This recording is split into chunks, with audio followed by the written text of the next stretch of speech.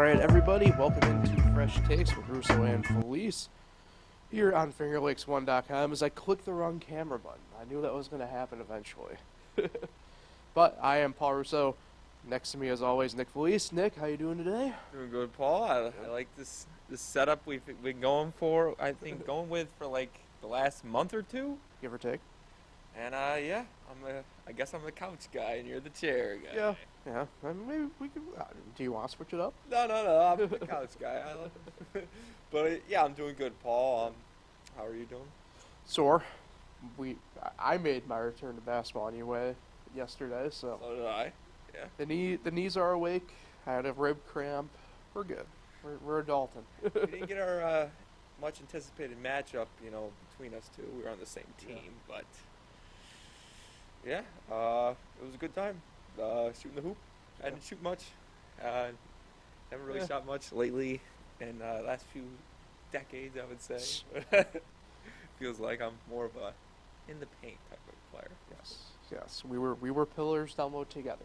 So, it will be a fun one today for us here. Trade deadline for MLB, discuss that. We got some football. The running backs, they want to get paid. So we'll discuss the latest kickers and the punter. that. Yeah, they're next. And then Big Brother. So plenty to get to. But first, thank a couple sponsors, including DeSanto Propane. DeSanto Propane is 4 generations strong as a trustworthy family-owned business. With unmatched customer service, you can go online at DeSantoPropane.com for more information or call them toll-free at 1-800-752-4574 today. Since 1937, the difference has been DeSanto and Cicino's Pizzeria and Restaurant. You can visit Cicino's Pizza and Restaurant at their original location in Waterloo, the all-new renovated location in Geneva, or at Del Lago Resort and Casino. Dine-in, takeout, delivery, catering, and banquets. Order online at Cicinos.com. Live, laugh, and eat well. It's the Italian way. So, let's jump on in here, Nick. The MLB trade deadline next week, August 1st. I gotta ask. Oh, sure. Do you miss the July 31st trade deadline? I missed the waiver deadline. I don't know. On July 31st, no matter the day, it was always then. Yeah. Now I think I don't know what the point of August 1st is, but I think they like the middle. What is it, Monday? August 1st is next Monday? Yeah. I think they like a weekday more for trade deadline type of thing, not more like a weekend. Right. Yeah. League offices are open. Yeah. So, I don't know. I mean, it's not a big deal, but I just used to the July 31st deadline. Yeah. Yeah. So, it's interesting. I think when we last really dove into stuff like this, we kind of had a broader view of potential buyers and even less so sellers. Now it's kind of flip-flopped a little bit. I think now we know who's really going to be selling at the deadline, who's going to be for sure buying at the deadline, and somehow, some way, there's still some teams kind of murky in the middle a little bit. Probably do a little bit of both, in a sense. I think I want to start here. I think the Shohei stuff is the most intriguing, but it's not just Shohei. I think we're gearing up potentially to see other bigger names on the move.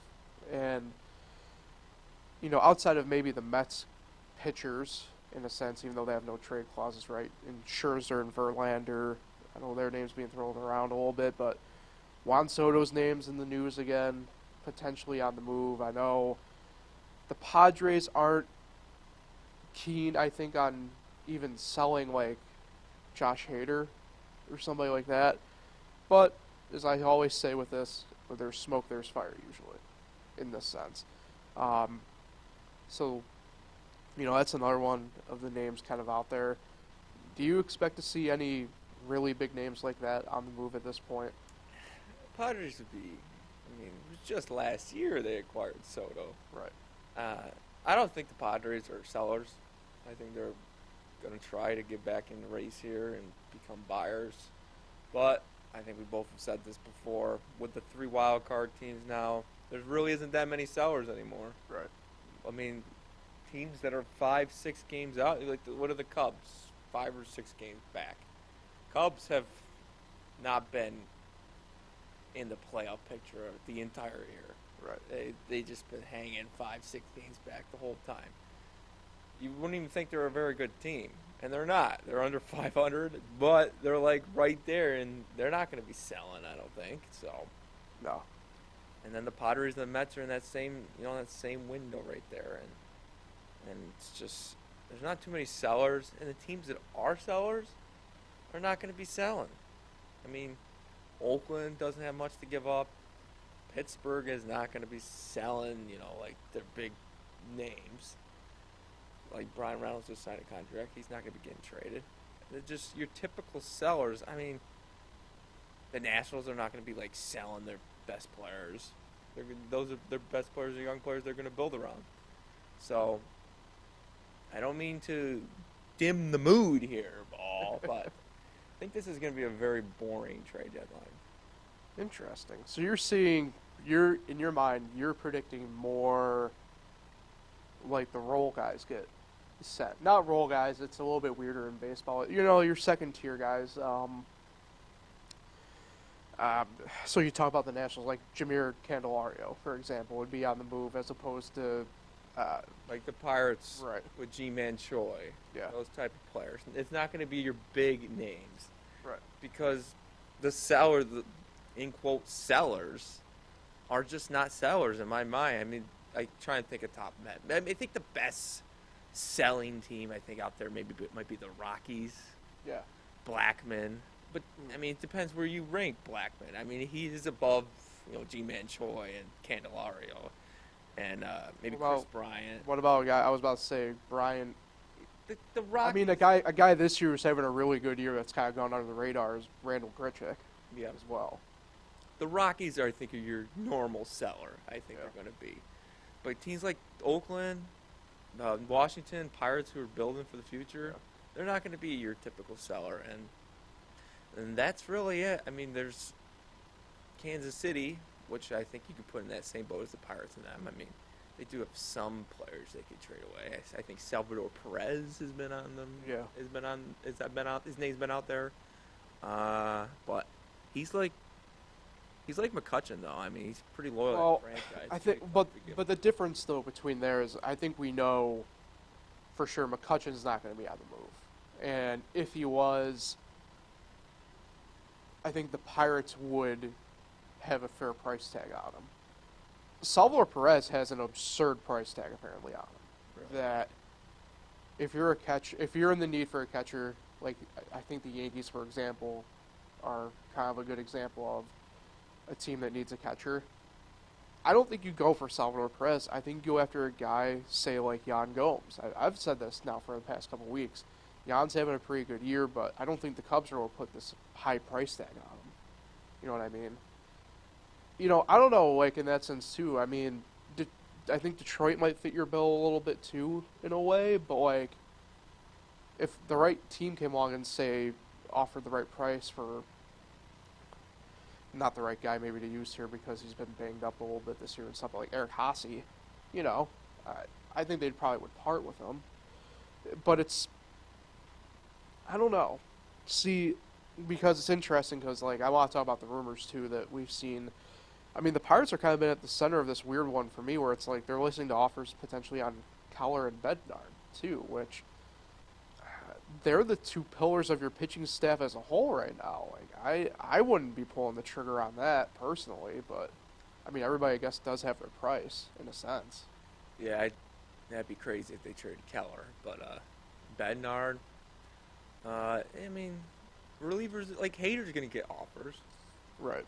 But I don't see him leaving the Padres. And David Bednar's going to get offers for the Pirates. I just don't see it either. I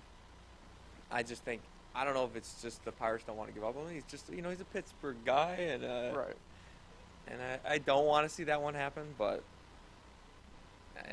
I also don't see it happening. Pirates, they're going to maybe trade. They're going to trade probably G-Man Choi, I think, will definitely get traded. Yeah. And I don't know who would want him, but Rich Hill might get traded. But Rich Hill's having a decent enough year that if you're a team that does just need like an arm, I mean he's on the cheap for only the next 2.5 months. I mean I'm not look. I still would rather have, say, like a Max Scherzer if you had to waive a no trade clause or something like that. Like, don't get me wrong, but I mean, you're only gonna have to pay Rich Hill like 1 or 2 million, and Yeah. he's gone at He's the end of the year. He's basically free. Yeah. But yeah, I see those type of guys getting traded. Santana might get traded, but if you trade away him and Troy, then who's going to play first base? But Henry Davis. yeah, Playing everywhere but catcher, apparently. yeah. Don't get me started. So, I think maybe to kind of continue this along a little bit, like, is there a trade you'd like to see happen in a way? What I mean by that is, like, the one that always pops up, and I think it would be a great trade if they were able to somehow make it work, like Dylan Cease to Cincinnati, for example. I've heard Dylan Cease Is one that I've seen pop up, and I think it'd be a great fit. I think it'd work out super well for all parties. For me, personally, I'd love to see Shohei Ohtani in New York, but like I know it's not going to happen. So it's like one of those like, tame your expectations. But you mentioned trading guys in bats and pieces, but like, and I don't see the Nationals maybe doing this, but like Joey Meneses could be a nice ad for a team somewhere. Like you talk about first base for the Pirates, if they trade a bunch of people, like Meneses might kind of fit that bill. You get a little bit younger there, getting away from Santana. I think him and Choi might be technically the same age, but like a guy like Meneses would probably blend in really well in Pittsburgh with this young crop of kids for the most part, who clearly, even though they haven't shown it a ton recently, but like can compete. They clearly show this year that they can compete, and excuse me, even within kind of the fall off here, like they aren't going away easily into the night. So, is there a trade like that you really would like to see potentially happen? I mean, obviously Shohei. I think the Angels would be stupid not to trade him, unless they know something that we don't, that he's going to be coming back. Because I also don't think anyone wants to trade for him. Because you know what the asking price is for him probably? You're probably asking for, you have to give up probably at least five of your top 10 prospects for this guy. For a 2-month rental to not guarantee a World Series ring, who has no playoff experience, and probably won't even come back to your team next year. Right. That is it's just too much to give up for Shohei. And if you're the Angels, I mean, you have to ask that because this guy's that valuable, and I just don't think a deal is going to get done. Mm-hmm. Shohei is going to decide where he wants to go, and I'm a little biased maybe on the household here, but I think he's going to Seattle. Are you talking like off-season wise? Off season. Yeah. I don't think he's getting traded, which it's going to be bad news for the Angels. But I think he goes to Seattle. I think he's going to follow Ichiro's footsteps. Oh. He apparently vacations in Seattle. So Well, he originally was supposed to go there. that's true. Before That he is signed with true. the Angels. There was rumors he might go to Seattle, and I think it's going to happen. But a trade that Dylan Cease would be a good one. The Reds need pitch. I mean, they need another starter. Yeah. They need like I wish they had a Luis Castillo. Yeah, about that. But they got a lot of great prospects off that trade, so they're going to be coming up. So it's going to be if their other pitchers can perform, it could be a great trade for them. But the Brewers, they need hitting, and the Reds need pitching. It's just who's going to get what at this trade deadline for that division race. Yeah. The Twins obviously need someone to not strike out. They lead the league in strikeouts. I know exactly the guy for them for that. Who's that? Luis Arias. Oh yeah, there you go. But we know that ain't gonna happen. What are the Marlins doing? They're still hanging out. They're in second in the East still, but they went like 1-8 out of the break, and they did not go well. But they're still well within the hunt, so you know that they aren't going to be sellers in that sense. Well, it's dumb. I can't even imagine being a Marlins fan right now. You probably know because you listen to Dan Levitard. Yeah. How do they feel about the whole Yuri Perez situation? They weren't a fan of it. They understood where the thought process is, but this guy's a stud, right. and you're just not going to let him pitch while they're trying to win a division title. Well, Right. I mean, they're a little out of the range for that right now, but make a playoff spot. Yeah. And there's a lot of teams in the mix. They could easily fall out. And are they planning on bringing them back up? Yeah, I've heard it's late August, September-ish. And if you don't know who he is, he's a 20-year-old kid. Pitches for the Marlins. Good. And he's very good. Yeah. And they're not letting him pitch right now. Well, he's in the minors because of pitch limits. Yeah. But well, you're asking me what a trade do I want to see? I mean, we'll stay. I guess local here. I think the Yankees need to get another bat, don't they? Yeah. Yep. Like get somebody in there. Like it was nice that they swept the Royals over the weekend, but I think what I heard from a lot of Yankee fans, they didn't like get all excited about that Right. Royals sweep over the weekend. They know they have a tough schedule coming up, and last night did not go well. Right. They need another bat, and who's that going to be? I don't know. Yeah. Maybe Chris Bryant. Yeah, maybe. I'd like to see Randall Grichuk, personally, but, you know, I don't know. All right, do a little rapidish fire here. Buyer or seller? All right. Okay. Boston Red Sox. Sounds like they're going to be sellers. It's weird. I feel like they're one of those teams that I think they might do some buying and some selling. Yeah. You know what I mean? I know Adam Duvall's name has crept up again, going back to Atlanta. But the Boston Red Sox, I don't know what the hell they're doing there. Right. They do terrible for years, win a World Series. Do terrible, win a World Series. Yeah.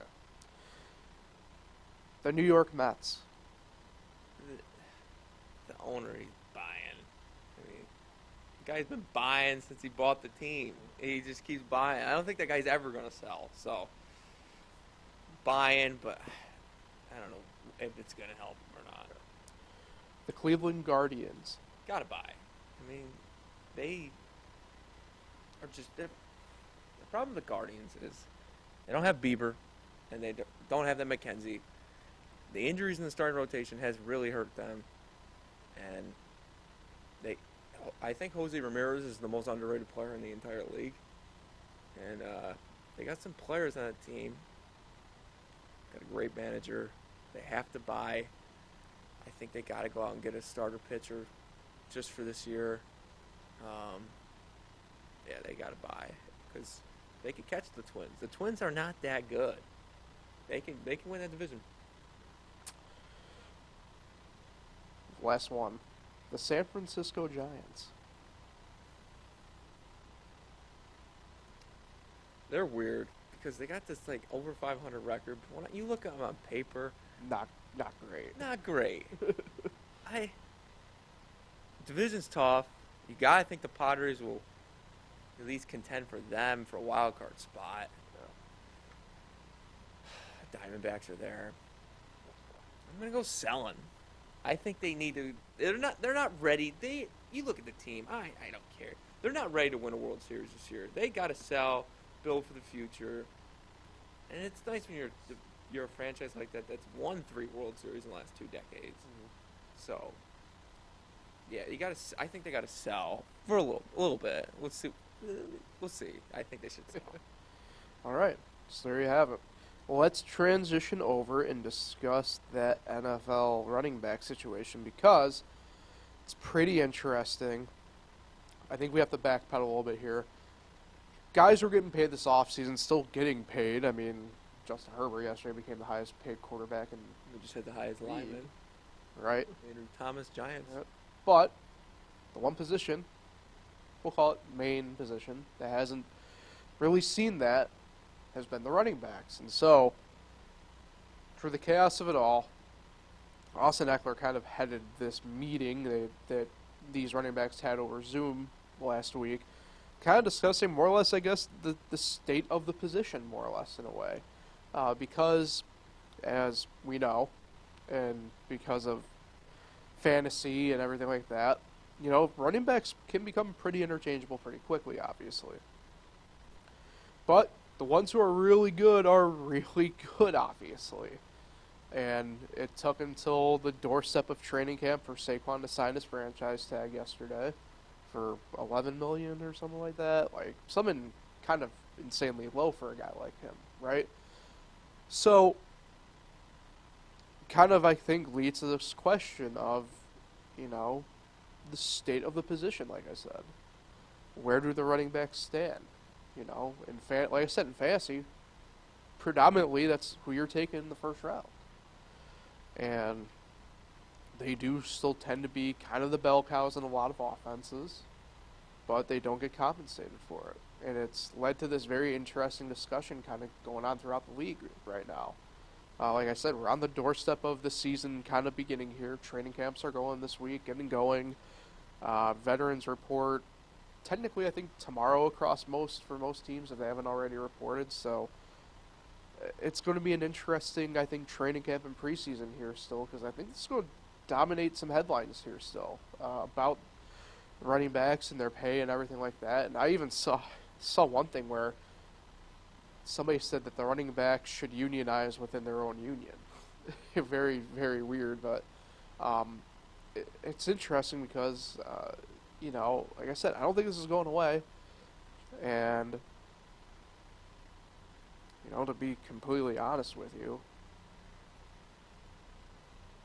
I think we might be seeing a shift of tide in power almost in a way in the league. Because, look, like I said, most of the people go after running backs and everything like that in fantasy, but if you're on the field playing, you're interchangeable, right? I mean, look, these are two different people, right? But the Kansas City Chiefs are doing just as well without a guy like Christian McCaffrey with Jerick McKinnon back there, Clyde Edwards-Helaire back there.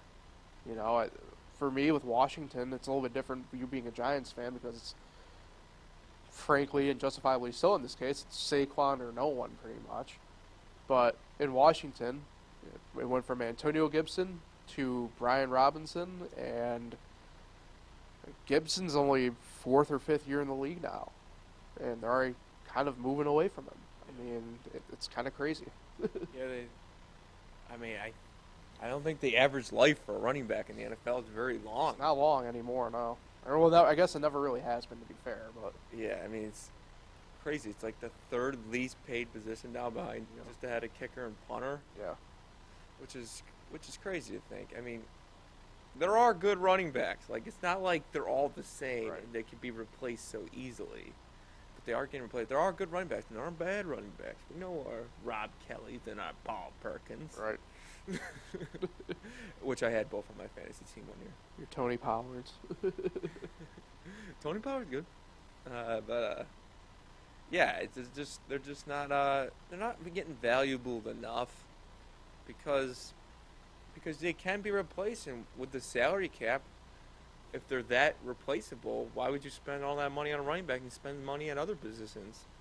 And the rules in the game now, it's just favors the quarterback, and especially now they're trying to even put this 4th and 15 onside kick stuff, which is in favor for the quarterback. You're not going to see your I can't even think of one.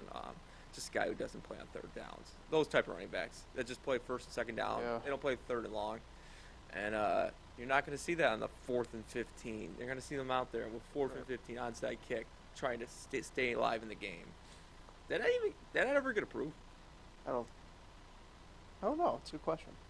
I don't think so. I like it though. It'd be interesting. It's better.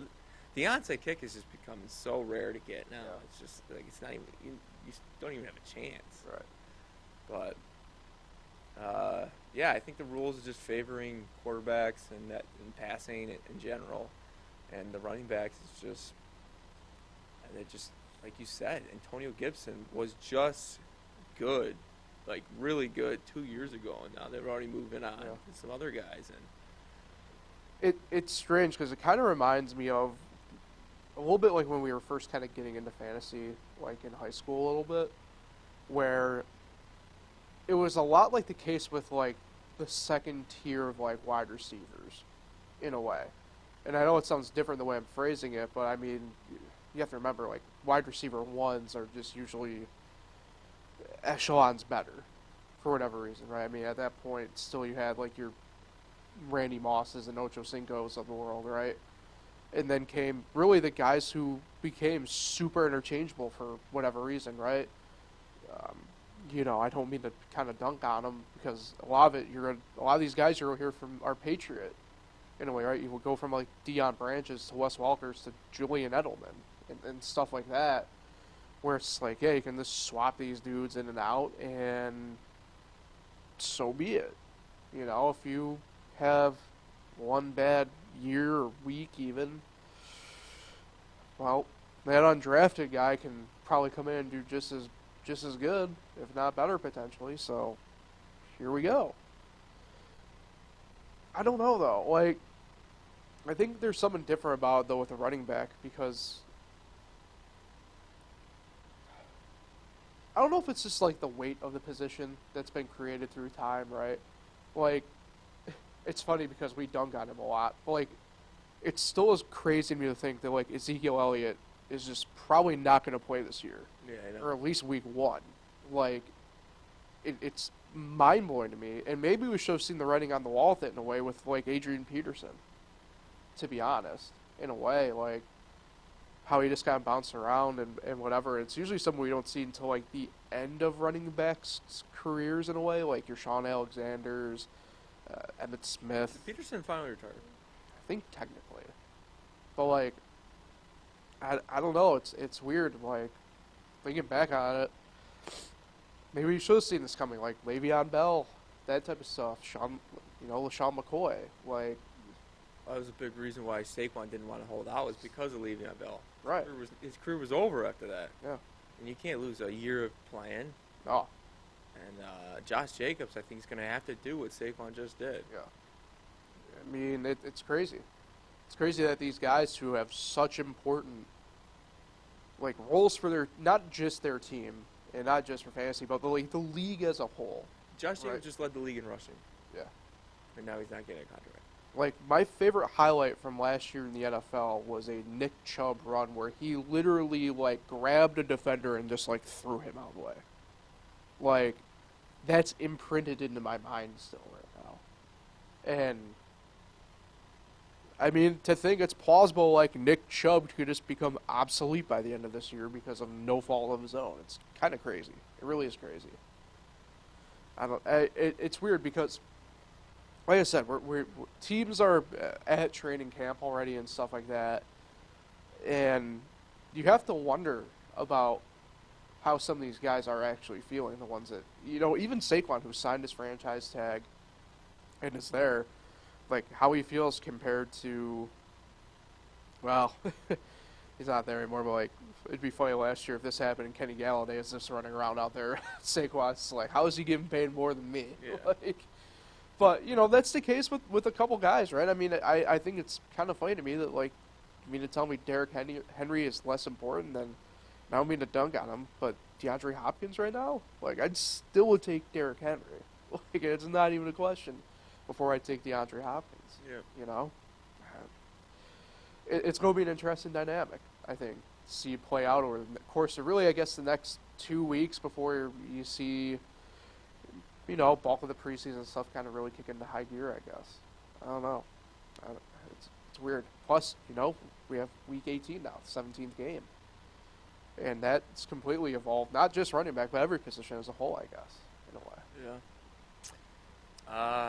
It's one of those things. I don't know if it's ever going to go back to where they're the most valuable player on the team.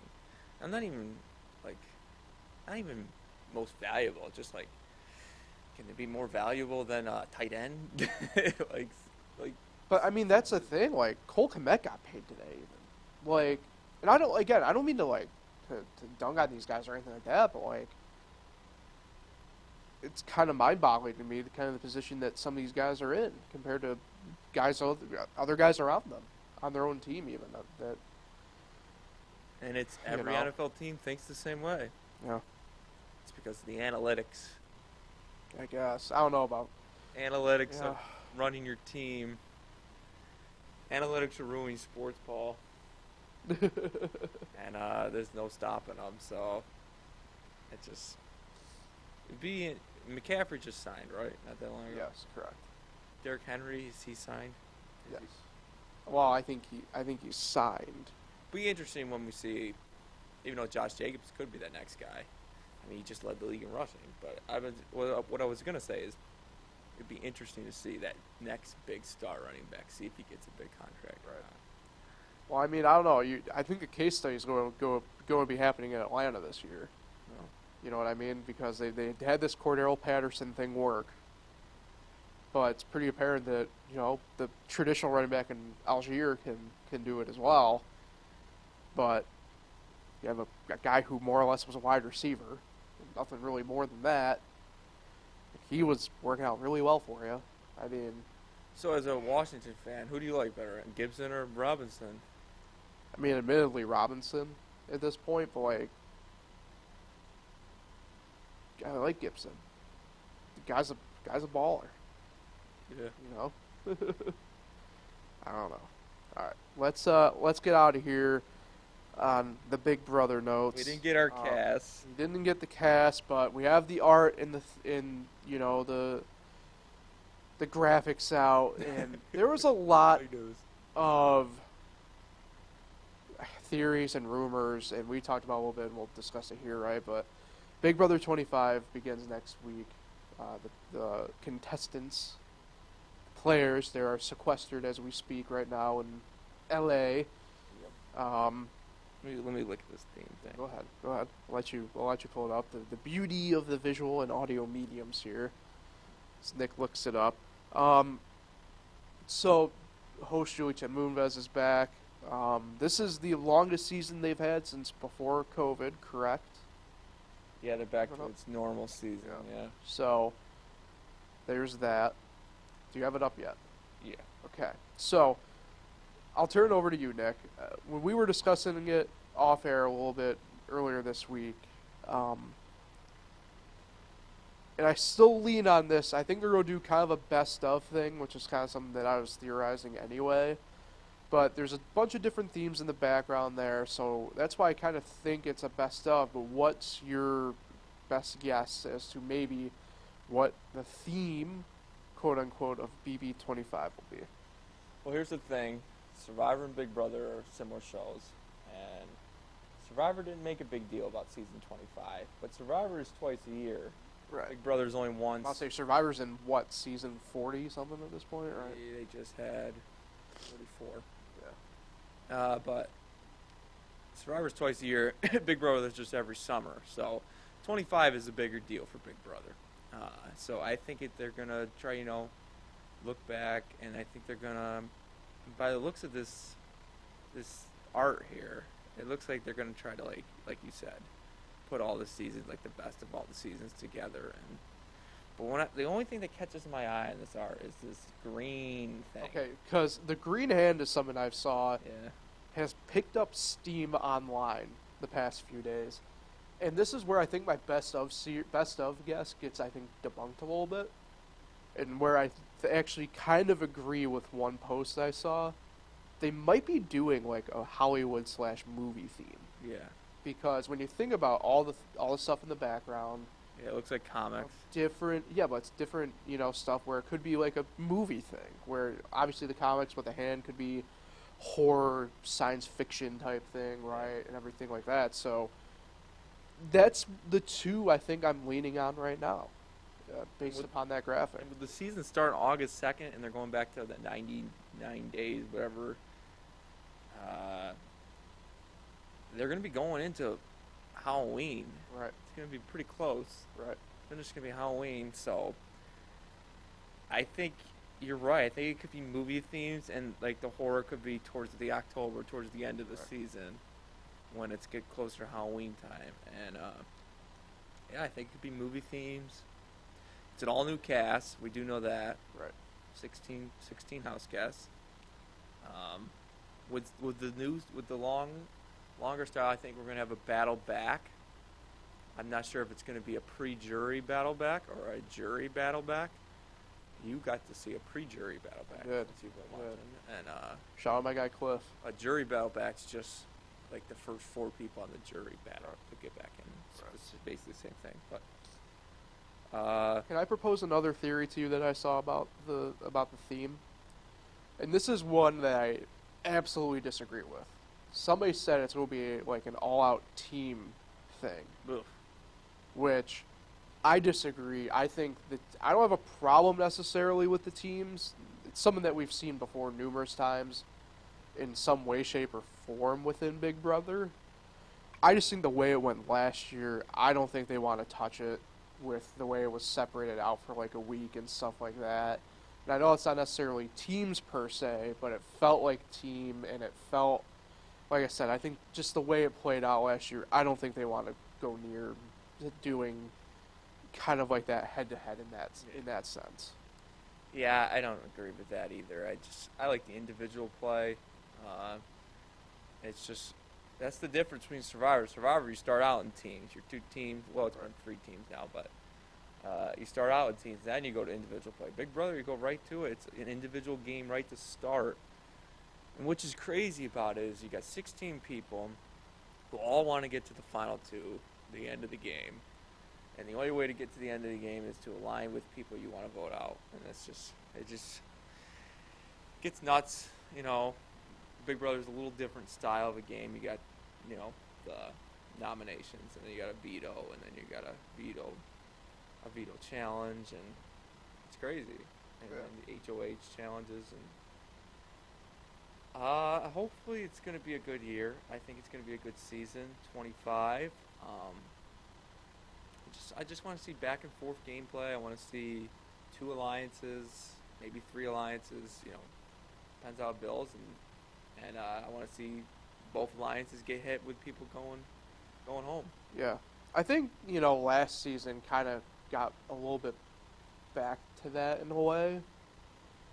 I think they really do need kind of like that type of season though this year, where it's maybe not back to us every week or anything like that, right? But definitely have that gameplay element really get back into it. I mean, it's something that even though we aren't like huge fans of Julie Chen Moonves, right? But like that's something that even she's just like the gameplay element of it's kind of like not lost, but like we just haven't seen it in recent years a ton. It just gets boring when you get the big alliance. You get the big alliance of 8 people or something like that, and then they just pick all the other people off one by one, and then you find someone who's been in charge of the alliance, and they become 4, and it just becomes really predictable. Yeah. That's just, you don't want the show to be predictable. You want the fans to be on the edge of their seats every Thursday, have no idea who's going to be going home. Down to the last minute, people haven't decided who they're going to vote off. That's what makes it a great show. Yep, agreed. All right, so next Wednesday. Go ahead. Next Wednesday, 8 o'clock. It will start on CBS, Channel 5 around here. I think it's Channel 8 in Geneva. We get both CBS. We used to. Yeah, we used to. But, CBS next Wednesday. It's on every Sunday, Wednesday, and Thursday. Looking forward to it. We're back, baby. All right, so that will wrap up Fresh Takes then for today. Off again next week. We're in the summer groove, and then once we get to another 2 weeks out here, it kind of falls in that interesting space of we probably could go every week again because of football, but we will see. Nick, who are you shouting out today? I'm going to shout out a delayed birthday shout out. Oh. It was actually on Monday. It's my Aunt Debbie's birthday. It was my Aunt Debbie's birthday. Shout out Aunt Debbie. She is going to Indianapolis this weekend, going to see my cousin Karen, her daughter, my cousin Joey, her son, just moved to Indianapolis. So 2 of her 4 kids live in Indianapolis. The other one's in Geneva, the other one's in South Carolina. She raised a great family. Shout out Aunt Debbie, happy belated birthday, even though I wish you a birthday on your real birthday. Shout out Aunt Debbie. Shout out Aunt Debbie. So, I appreciate everybody for tuning in. Like, share, subscribe, all the fun stuff. We'll talk to everybody in a couple weeks, so we'll see you then.